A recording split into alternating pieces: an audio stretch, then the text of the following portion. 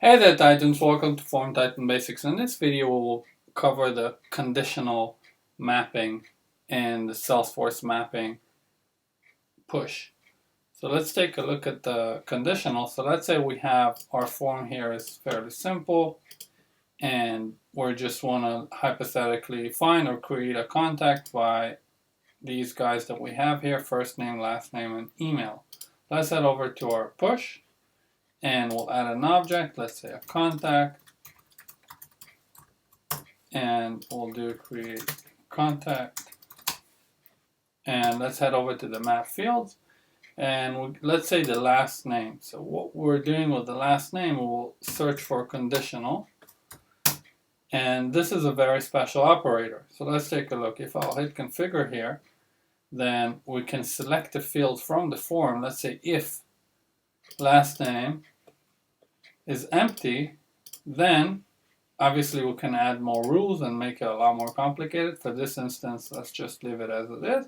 If last name is empty, then use the value, push the last name to Salesforce from the form field first name. Else, we can do a different value from the form. We can do also other, and set something here. In this instance, we're just going to do if it's empty, then use first name. If it's not empty, then use last name. We'll hit apply, and let's just make sure everything is in line here. So this is our last name, and let's publish the form, see how it does. So I'm going to leave the last name empty. I'm just going to write first name and hit submit. And let's see our record in Salesforce. Here our account was created. Let's log into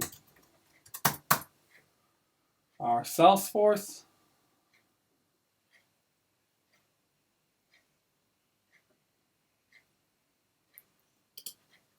And here is our account. Our account's last name is first name. And now, if I'll head back to my form and do first name and fill in the last name and submit,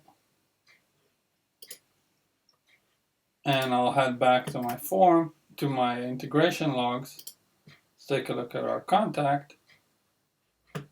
And I'll head to the details, and we can see that the last name is the last name.